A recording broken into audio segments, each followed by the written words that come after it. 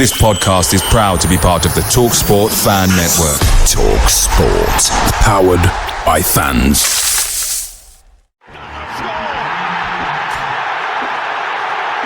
Styles with a save. To the second here. A classic counter-attack, and Gibbs White puts Nottingham Forest 2 ahead. Here's Wood. 1-0 Forest. They've made an even bigger difference there. Nottingham Forest have snatched the lead at Anfield. Hello and welcome to this preview edition of Red Side of the Trent, as we come to you shortly before our Carabao Cup or League Cup in Old Money fixture away at Swansea City in the third round. I'd like to be joined by Red Side regulars Alex and Elliott. So first off, how are you both? You both well? Oh, I'm really good, thank you, mate. I'll jump in. It's fine. yes, thank you, Christian. Brilliant. Excited for a new era under Mr. Postecoglou. So, Yeah, of course. Looking forward to it. Elliott yourself? Yeah, I'm very well. I've seemed to have next door neighbour's cat that's just come in at the moment, so I'm just Blessed. Yeah. So we've got an extra guest at the moment. Excellent. But yeah, I'm all good. How about yourself? Yeah, very well, thank you. Yeah, I guess we'll start just with the Arsenal game first and foremost. I'm sure neither have had the chance to speak so far. Alex, obviously you were there. What was it sort of like, the move around the ground sort of thing? Obviously, it kind of pretty much went as expected, but what was your sort of take on it all? Yeah, I think it panned out exactly how pretty much the vast majority of the way and expected it to go, like you say. We went there expecting nothing and got nothing. So it's hard really to be extremely disappointed with it. I mean, certain aspects, of course, you never like being battered home or away, but I think people are forgetting sort of who Arsenal are, how good Arsenal are as a team. They've strengthened massively over the summer. They've finished the last 2 or 3 seasons in second place. I can't be the greatest sort of barometer of performance, so I was in 5 minutes late and out 15 early, so I can't comment on any of the substitute appearances. But yeah, it went exactly how I thought, so I'm not that down on it, and you can't really put any sort of blame onto Ange for what transpired. No, I definitely agree with that. Yeah, Elliott, what about yourself? Yeah, it was just that typical Emirates performance and everybody having a meltdown over it, even though famously last season when we went on that really good run of form just before that Arsenal game, we did lose 3-0 as well. So it's one of those sort of, yeah, we're expecting a defeat. I'd rather we didn't have a defeat because you know what our fan base can be like. But yeah, just a typical Emirates performance. Yeah, I must admit, it did feel like a carbon copy of last year's. To be honest, it wouldn't have really mattered too much. You could have changed the H round, and no one would have known. But yeah, it's out the way, and it's one that I always think if you can get, it's when you get promoted initially, you don't really want it because you don't want to get absolutely smacked. But now we've been a bit more streetwise. I think having won the Sky Six away in your first 5 games isn't the worst thing in the world. It just gets it done out of the way. If you get anything, it's a bonus. If you don't, who's asked? It's done. So it's probably not the worst thing. It's done and finished now, and we can look forward to them struggling at the City ground like they normally do later on this season. But before that, of course, obviously we've got Swansea in the Cup. It's the first time we've played them since our promotion season. And it's the first time it's the first time being at Liberty Stadium since being 4-1. Alex, what's your sort of thoughts going into the game? Because obviously, Ange made his presence very much known in the after Arsenal games. When he was asked about when your principal's going to start coming in, he said that we're not going to wait months. They're going to start on Wednesday. So, what are you kind of expecting off the back of that? Yeah, I'll be honest. Other than the sort of very typical high line, high press, sort of really front foot attacking football, I don't know that much about what he keeps quoting as principles. I'm not entirely sure what he means by that. But Swansea as a whole usually is a well scoring fixture for the neutral to watch. So I'm hoping potentially 11 changes. get a lot of the new lads in, get them bedded in. You know, players that maybe a little bit down on confidence, your Hutchinsons, etc., that haven't had the easiest start to life at Forest. Get them playing for an hour, possibly even the full 90. But yeah, I listened to his press conference earlier. As Spurs fans say, he's saying all the right things, which kind of worries me because I'm falling into the trap of really buying into it. Time will tell whether that's a good thing or not. But yeah, I'm really looking forward to it and seeing a lot of the new lads to get some minutes under the belt. Definitely, I think that's the main thing it's about, isn't it? I think just getting those, because I did catch some of it again, and some of the things he said were very true. In that, with what we've got before the next break, things like 7 games or so, we're gonna need everyone in the squad. So we can't really have situations where so and so is expected to come in and do a job. So I think it's good that we've got a fixture like this. Elliott, I guess it's sort of without wanting to use your cursed term. Some fans will obviously see it that way. Actually, I think it goes beyond that. I think most expect Forest to go there and get a result. How do you sort of see it as a potential banana skin, or do you see it as a game that you think Forest really should be getting through, and hopefully in some fashion as well? Yeah, so yeah, as you know, I despise that the W word, as I'm going to call it. Yeah, because the thing is with Nottingham Forest Football Club is that it plays really horrible tricks with your mind. As in, you can go to a ground and feel extremely confident and think we'll win at a canter, and then we don't end up winning it. But then we go to like a Sky Six club, or they come here and we actually win it when we barely have any confidence in the team. So this could potentially be like another sort of another Exeter, or I think I remember rightly, didn't we draw 0-0 to Birmingham during pre-season as well? So yeah, I think it was Birmingham, wasn't it? Chesterfield, we drew 0-0. I think we lost to Birmingham in pre-season, didn't we? We lost a bit. Yeah, that's it. Yeah. So obviously, of course, there is still a thing of us that is still quite championship, but I think that's probably a good thing because we got players that know the league quite well. We got like that real sort of championship grit. So in a nutshell, I think we will go on to win it, but it'll be like the Forest way, if that makes sense to all of us. Yeah, I mean, it's never easy for us, is it? I mean, Reese obviously predicting that it could have shades of that Newcastle Cup game we had like about 10 years ago or so ago. I think Perch might be the winner for Newcastle that day, if I remember rightly.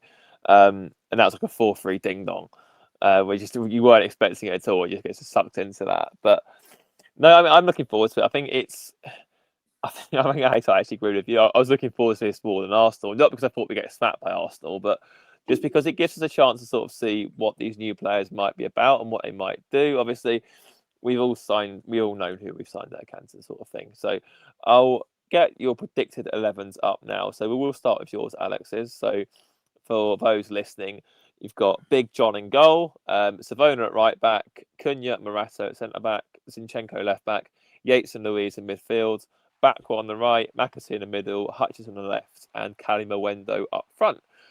Just talk us through what would you like to see from these players, if indeed that is the case that they are selected. I think I may have had a bit of a blunder because I think Cunha's going away within the next couple of weeks with the Brazil under-20. So I think his place will probably be filled by Bolly or potentially even Milenkovic. I'm not sure. It's just sort of a boys and toys thing, isn't it? You know, everyone loves new things and things that aren't familiar. You know, there's always the anticipation of seeing how a new player gets on. And for some of these players, it's literally going to be their first minutes in a Forest shirt. Obviously, Bakwa came on at the weekend. We've seen a little glimpse of McAtee, Hutchinson. It'd be the first we've seen of Louise and Zinchenko, of course. I thought Savona played okay. At Arsenal, I thought the second goal was a bit of a mishap. But again, you sort of got to remember that the lad's 22. His first game in England is being chucked onto the pitch against Arsenal at the Emirates. You know, baptism of fires don't go much worse than that. I'm hoping to see that forward line From all accounts, Bakwa looked really, really good on what was it, Saturday afternoon. Saturday, yeah. I'm used to saying Sunday at this point, which is it's a weird feeling saying Saturday now. By all accounts, Bakwa looked really good on Saturday. Again, Calamuendo, I was there for when he came on. Again, looked bright, looked to hold the ball up really well compared to when Wood was up top, which is it's sort of really strange given his size and stature. Mm. Versus Chris Wood. I mean, he's probably what was he 5'9", 5'10", maybe not even that. But he's broad. He's like Chuck and Murillo up front, basically.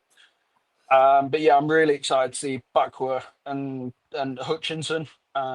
Even though I think it's going to be debatable whether Hutchinson actually starts or not. I wouldn't be surprised to see Bakwa on the right and Doyle, Hudson or Doyle on the left, and then Hutchinson come on for half hour, 40 minutes. But get a glimpse of some of the new boys. Absolutely, yeah. No, it'll be interesting to see what he does. But yeah, you're right about Clay Window. I was very impressed with him. I think he gives me in the same way that when you looked at Jota Silva last season, you saw him go out for a header and think he's got no chance to win that, and he somehow pluck it out the sky against some like 6'4" centre half. You think, how's he done that? It was the same with Clay Moendo, wasn't it? He sort of held the ball up very well. He was always like, even with a man on his back, he seems to have quite a lot of like strength to his game. So that'll be very pleasing. And yeah, like you, I was very, very impressed with Bakwa. I thought he looked really, really good on Saturday. One of the few sort of bright sparks from the game, really. Well, a small caveat with Calamuendo is we had 0.18 XG. I hate going into XG stats. I feel like a Brentford fan doing it. But Calamuendo had 0.11 of those. Oh wow! Yeah. So it's he came on and immediately sort of made it. He had the Arsenal defence actually looking at something, towards their own goal, which I thought it's always a positive. But yeah, I get the Jota Silva references. It's sort of in a similar vein because obviously Silva was chucked on up top against Newcastle when we first saw him, and obviously he scored that great goal against Newcastle. And yeah, I'm hoping Calamuendo can get a goal under his belt and really sort of settle himself down because I think he's in the pecking order ahead of Jesus. Whether Jesus was injured on Saturday or not, who really knows? But I think he's hopefully the long-term successor to Chris Wood. It is an interesting one, and that leads me very nicely into Elliott's team because Elliott does have Igor Jesus up front. I think it was interesting that Ange mentioned Jesus in his press conference afterwards as one of the players that you wanted to sort of see on Wednesday. But yeah, Elliott, talk me through your team. So obviously you've got Victor in goal, very similar right back. So Savona right back. Unlike Alex, you've got Bolly in and Morato, Zinchenko left back. Same midfield, Louise and Yates. Same attacking three, backward McAtee and Hutchinson, but with Igor up top. So yeah, talk me through if that's the case, what would you like to see from that sort of team? Okay, so the striker thing, I'm going to be very, very controversial here. I saw enough of Calamuendo. I actually want him to start on Saturday. Okay. So that's my reason for that. Because obviously, of course, we need to, like Chris Wood, as good as he is, does need his minutes managed. I feel he'll play against Real Betis. But what's great is we've got competition in that spot these days. So with Igor Jesus, basically, it's because I did wonder why he wasn't in the. I didn't even make the bench on Saturday. So I thought my logic for that is maybe he will start on Wednesday. I do feel Calamuendo will come on because, as you know, these days it's a squad game. We just need to manage minutes. So that's my reasoning for that. But we've also got every single player in this team is looking to prove a point. They're apart really from the centre backs, all these spots are up for grabs. And I feel we're going to have a very, very hungry team to impress on tomorrow night. So that's basically my reasoning for this lineup. It's a good team. I think most people are very happy to see that. And yeah, I mean, I am intrigued by Jesus actually because in theory, he's very similar to Solanke in the way that he presses. He's very sort of front foot. He runs a lot, and obviously Ange had that with Solanke last season. So it could be quite interesting to see how that sort of stylistic shift goes. But yeah, for me to wrap up, I've gone sort of a mixture of both of yours, really. So I've got Victor in goal. Obviously, no justice for Angus Gunn here, I'm afraid. I'm sure he'll get his moment if we get, like, I don't know, Leighton Orient at home in the cup or something. Then we got, obviously, Savona at right back. I have gone for Jer and Morato centre back, just because I think it'd be nice to see Jer before he goes to the Under-20 World Cup and sort of get embedded in, like, used to who he's playing with and against, sort of thing. Zinchenko at left back, Louise and Yates midfield, Hutchison on the right, Macassini on the central. I've gone for Hudson-Odoi in the left, and I've gone Kalimawendo up front. So my logic is for Hudson-Odoi, I don't think it's been any secret that the last 2 games he hasn't looked particularly himself. I think this would be a good chance to play him into form. Much like Elliott's omission of Kalimawendo, I would start backward on Saturday on the right wing. So I think there is a slot going on the left wing. And with that in mind, I would like to give Hutchison a go from the get-go, just see what he can do. Because in theory, I noticed the club have been pumping out quite a lot of Hutchison content over the last few days. So it does feel like they're sort of gearing up to sort of him to be involved in some capacity. Especially obviously after the last couple of weeks he's had, it'd be quite nice. Kalimawendo up front, I just think it'd be good to see him get a go in the middle from the jump. Obviously, Nuno played him out wide for reasons, but as we saw on Saturday, he can be very effective for the middle, it seems. So yeah, I think that'd be my ideal personally. I'm intrigued by Louise as well. I think that could be quite good. But anyway, now that's a sort of a Forest perspective on things. We're now going to have a little. Yeah, sorry. Can I just pop a question to you? How come you've not got Backward in there? Just because I think he'll start Saturday. I think he showed more than enough in that Arsenal game. I think that right wing spot's his now. And that might sound a bit sort of over the top because it's only been half an hour, but I think I don't like. It's very clear to me that Dan Doy is a left winger. I know he played well against Calafiori, but it's very clear to me he's a left winger.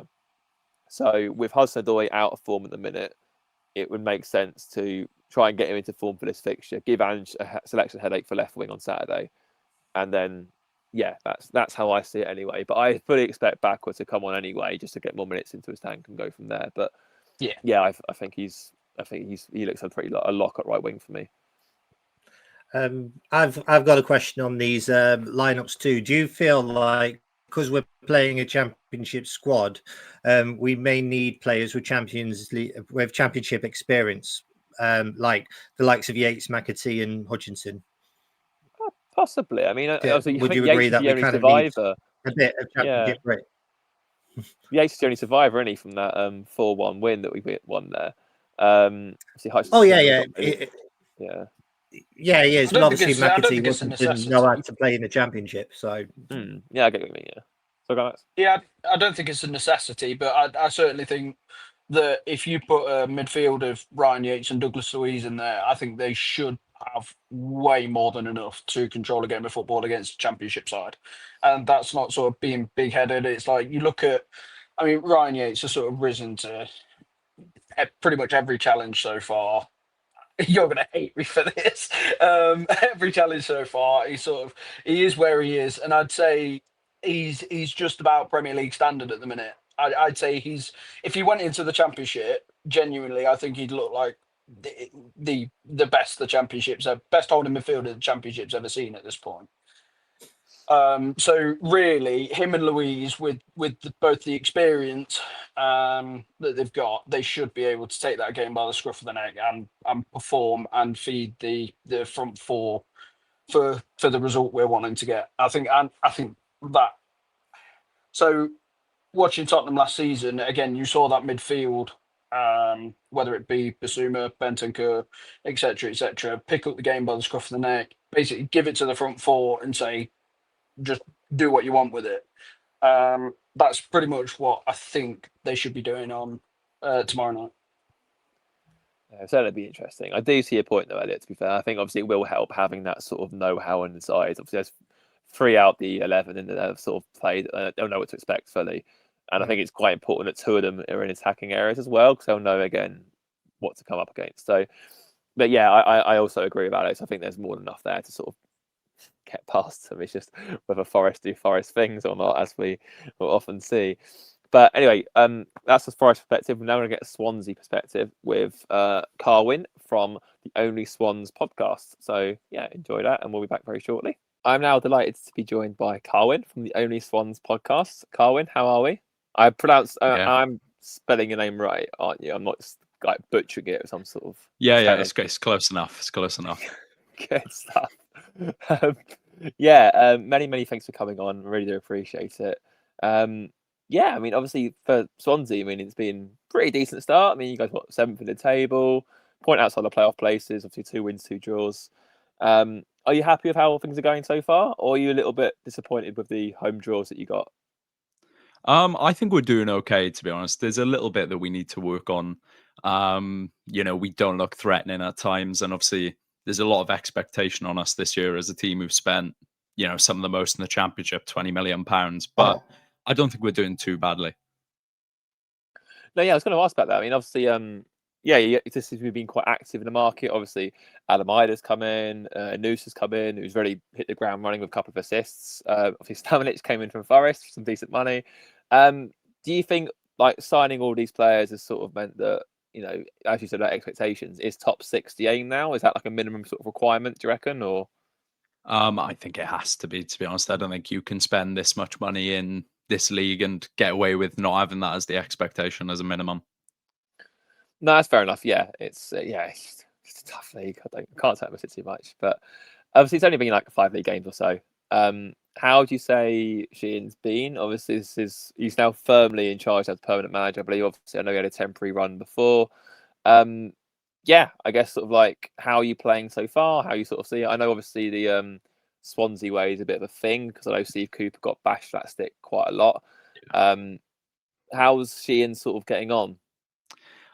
Well, it's kind of a rogue time for the Swansea City fan base because we're in a bit of a culture war at the moment in which, like, some people absolutely love Alan Sheehan, all they care about is the results, but a lot of people care about the Swansea way, as you said there, and the product on the pitch. Sheehan is slightly less Swansea way than, Russell Martin or Luke Williams, but I think we're doing well. I think in this league, you need to be a bit more pragmatic. You need to play a long ball every now and again. You need to be willing to have a big man in the box who can win a header or two. And I think that's why we've struggled so much in the last few seasons, simply because all we've cared about is passing the ball, about keeping the ball all game. So we've been very predictable. But now we have a new element to our game, and I prefer it, to be honest. I think we look much better. No, definitely. It's always difficult, isn't it? I suppose once you sort of like have a set philosophy in place, it's sort of like even if you're winning games, as Cooper found out, it's not necessarily enough. But obviously, obviously there are some names very familiar of our fan base. Obviously, like Banker Bango, Josh Tyman, Cameron Burgess, Liam Cullen, and sort of all EFL stalwarts that we're all very used to coming up against. But what have we got to look out for when it comes out to the likes of like Ronald and Vitpanik, for example? I mean, they've both been on the goal so far this season. How are you sort of finding their progress? I think Ronald's relatively new as well. So, yeah, how's that sort of? I think, all of our sort of new players since you've gone up have come on leaps and bounds. I mean, last season for Potnick, really, he couldn't really staple himself in the first team. He was a bit unfit, but this season he's come back like a new man. He looks like he's dropped a load of weight. He's really fit. And I mean, he's scoring for fun at the moment. He scored, in the last 5 games, I think he scored on international duty for Slovenia the other day. Like, he looks fantastic.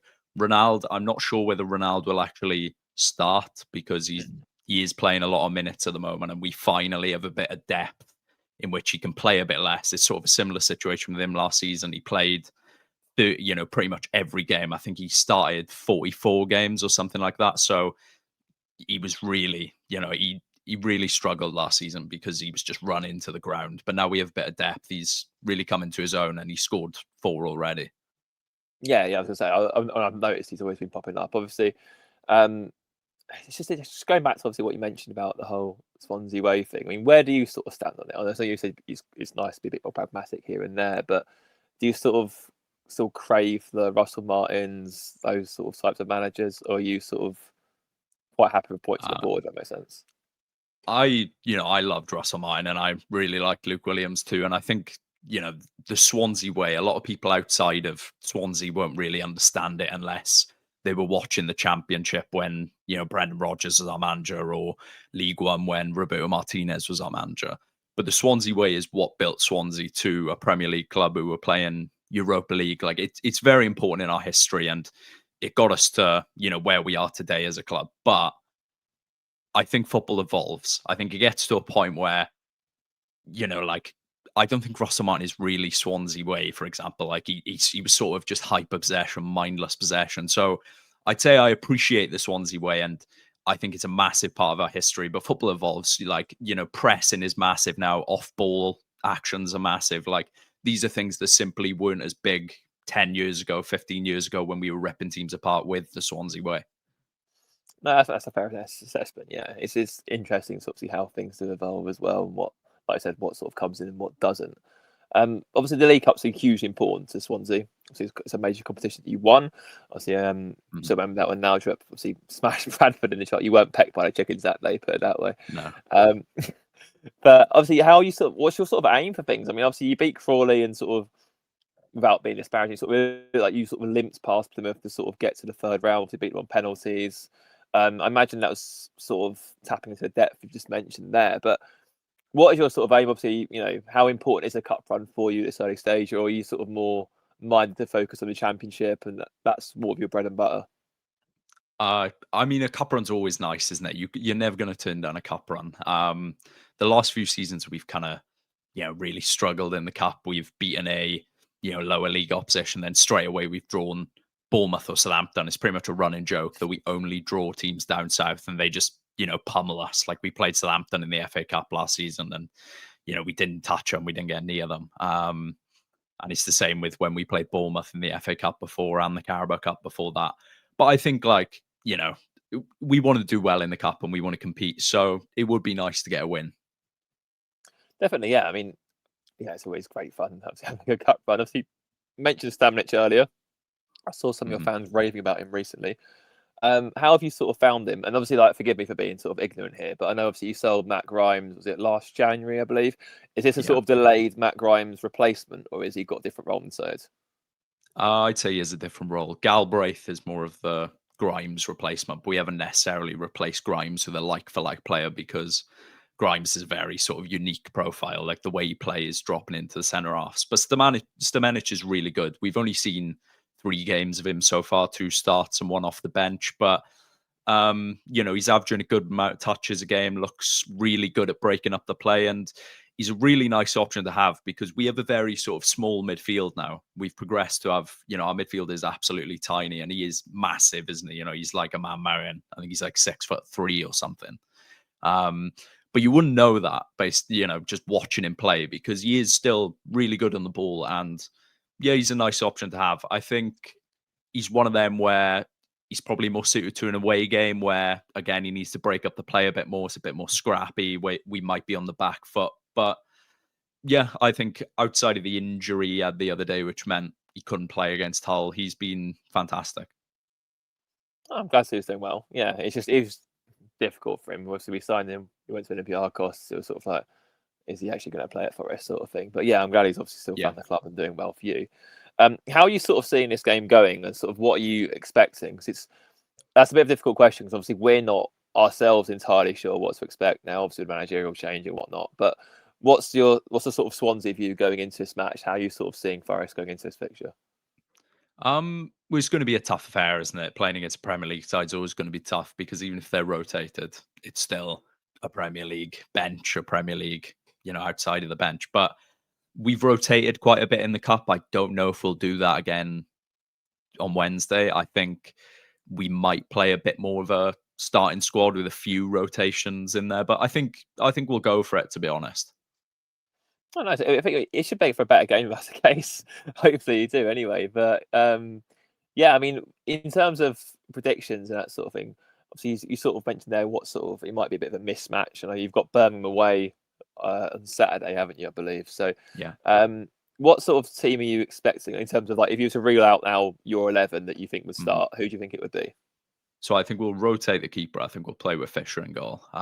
He's our backup keeper. He saved the penalty against Plymouth in the pen shootout, and he kept us in the game, to be honest. Decent backup. He has struggled a bit in his time here. But yeah, I think we'll go with Key. In the first 2 cup games, we've gone with Parker, a right back, but I don't know if Sheehan would start an inexperienced sort of young right back against the Premier League side. Then Casey and Burgess. Maybe Cabango slots in instead of Casey, but I don't know because I think they are doing everything they can to keep Cabango fit for the league. But maybe. He hasn't played a cup game yet, actually. He may have come off the bench, but he definitely unstarted. Timon is played every game so far this season. Then we'd probably have a midfield of Galbraith, either Stamenic or Yalkue. I don't see them playing Franco because, again, I think they are trying to protect him minutes-wise as much as possible. And then I think we'll probably go with Anusa and Benson on the wings. It would be Benson's debut. I think they will rotate Ronaldo because he is playing a lot of football at the moment. And then probably Cullen in the 10 and Hydra up front. I was ask how have you? It seemed that signing came out of nowhere, Adamida, because 1 minute is in the headlines for the wrong reasons for Celtic's exit the Champions League, and the next he's trekking down towards Swansea for like 7 million. Obviously, from your perspective, you must be buzzing obviously to get a player of that sort of stature and for the fee involved sort of thing. But what are you sort of expecting from him this season? Well, I quite like Celtic, so I watched quite a bit of them, and obviously he faced a really tough time there, but. I have absolute faith in Adam Eder. Obviously, he has to win the shirt from Vopotnik first. Vopotnik's in absolutely fine form, so he does have to win the shirt. But I think, we've talked about it with levels of pressure. Playing for Swansea in comparison to playing for Celtic, who are one of the biggest clubs in the world, and not only are they one of the biggest clubs in the world, they're the club he supports. So there's a lot of pressure holding that striker spot for Celtic in comparison to Swansea. I think. He's a really nice option who is sort of different to Vopotnik. They're both big, but he has more of an ability to break a line. He can, stretch a line very well. I think, as I said, I have a lot of faith in him. Oh, nice, yeah. No, I saw it. He looked like a pretty smart pickup, I think. Yeah, obviously, sort of Coventry made signed Ellis Sims for that sort of money. Like, if he can give you that sort of return, you're laughing pretty much. So, yeah. I suppose as well, obviously, you would be remiss of me to sort of mention your nearest and dearest now in League One. How are you sort of finding a championship season without them, and have Wrexham sort of slightly sort of scratched the itch of a Welsh derby, or not too much at all yet? I'm quite enjoying not having Cardiff for a year. I think derby matches are better when there's like a few years between them. Once we did the 4 in a row over them, I think it was time we had a year or two off. Too many in a row gets boring, and especially when you have to travel on the bus to the game because it's the only mode of transport. But on Wrexham, I'd love us to beat Wrexham, but I don't think they've overtaken that Welsh derby. It's just nobody really likes Wrexham, do they? Unless they're American or they're obsessed with the documentary. No, yeah, I get similar sort of vibes. I must admit, we're digressing massively here, but I did find it very funny that they seem to think that spending 32 million means that finishing 21st would be a good result. It's like, no, it's not. In no world is that a good result. But lastly, before I let you go, Carwyn, what's your score prediction for the game? I'm going to go 1-1. Swansea win on penalties again. I'd love to see it. I love the optimism, and massive thank you for coming on as well. Much appreciated at short notice. I trust you'll be going tomorrow or Wednesday. Yeah, nice. Mm-hmm. Well, enjoy the game, but not too much. And massive thanks for coming on. And so that was Carwyn from OnlySwans podcast. Obviously, that's a bit of an insight there about how Stamenic is doing, for example, whether he'll play against us. That's another little subplot if he actually gets on the field. Again, Alex, I still think, despite everything that's been said, we've got more than enough in the tank to beat these. Personally, can I get a score prediction from you ahead of the game? Yeah, like I said earlier on the pod, they always tend to be quite high-scoring affairs with us and Swansea. So I'm going to go for a very entertaining, Ange-worthy 4-2 win. 4-2? Oh. Maybe that Ronald Chappell score as well, who knows? But 4-2. I think I'll take that, to be honest, to go through. Hopefully it's not a repeat of that bloody Tamworth game, whatever it was. That'd be Just don't go 2-0 down, for God's sake. Yeah, don't, Jesus, yeah. don't do it that way. That's the only thing I'm asking. Oh, Elliot, what about yourself? What's your score prediction? I'm never really good with predictions. My predictions are always incorrect. But this could either go two ways. It could either be 1-1 on penalties, or we could potentially win 4-1. But because obviously I'm a Forest fan at heart, I want it to happen. I actually think 4-1. 4-1 Forest. Okay. Same as this last season, and so it took a couple of seasons ago. Yeah. And I wouldn't actually mind a run out of the third kit as well. Oh yeah, of course. Yeah, because last time we played Liberty Stadium, they had that very, very underrated, in my opinion, that second kit. With that little bit of hot pink on it with blue. I really like that kit. I prefer it to the highlighter one. And we did actually win quite a few games by 4 goals in that shirt as well. We did. It's Blackpool, weren't it? It was the other one I remember wearing it in that. Yeah. Yeah. Although we did wear it, I think it's somewhat tainted for me because I was at Stoke when we lost 1-0 and we wore it that day. Didn't have a single shot on goal, and Houghton got booed off as we left the pitch. It was an absolute disaster. So even though we scored 8 goals against Swansea and Blackpool in the weight promotion, it's still somewhat. Yeah, I prefer the high beers to get out of the way. But I'm going to go slightly more reserves. I'm going to go 3-1 Forest. I think there should be way too much for Swansea. I mean, with the greatest respect to Swansea, I mean, obviously as we heard Carwyn speaking about Stamenic, for example, Stamenic was very dispensable for Forest. He's come in and been a key player there. I think that sort of shows a standard between the two at the minute. It's just, I think we need to see a reaction. It's been, 2 back-to-back 3-0 losses has been pretty damaging. One of them expected, one not so expected, of course, but this is the perfect chance to put things right. Perfect chance to get some optimism back into the fans again ahead of what's looking like a very tricky and expected trip to Burnley, I think most would say. So, yeah, I'm going to go 3-1 Forest, and hopefully it'll be all smiles. But before we wrap up, Elliot, my most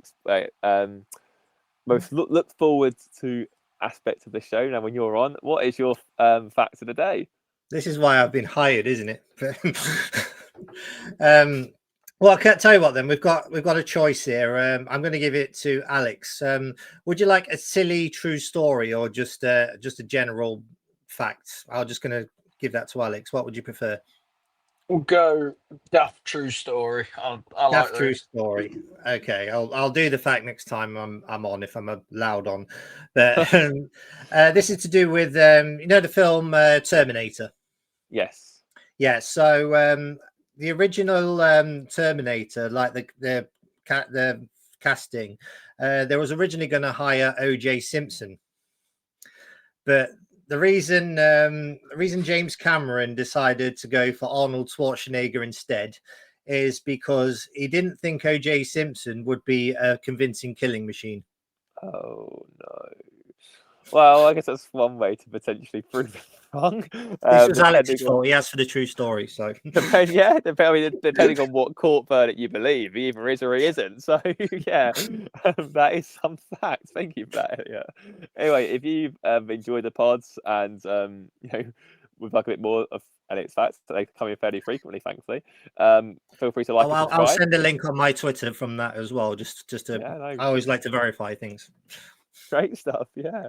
Feel free to like and subscribe. We'll be back probably Thursday, I think, with a bit of a recap, I imagine. Maybe Friday ahead of the Burnley game. We might try and intertwine the two and see what's what. But yeah, keep an eye out. Hopefully, this will be a chance to sort of draw a line under the last couple of weeks, start the Angier of a bang. And yeah, many thanks to you both for coming on, Alex and Elliot. And obviously thanks to Carwyn as well, and OnlySwans for giving their fan side of the preview as well. To anyone travelling down to the game, safe trip down, of course. And yeah, hopefully you come back with a place in the 4th round. So many thanks to everyone. And yeah, come on, you Reds.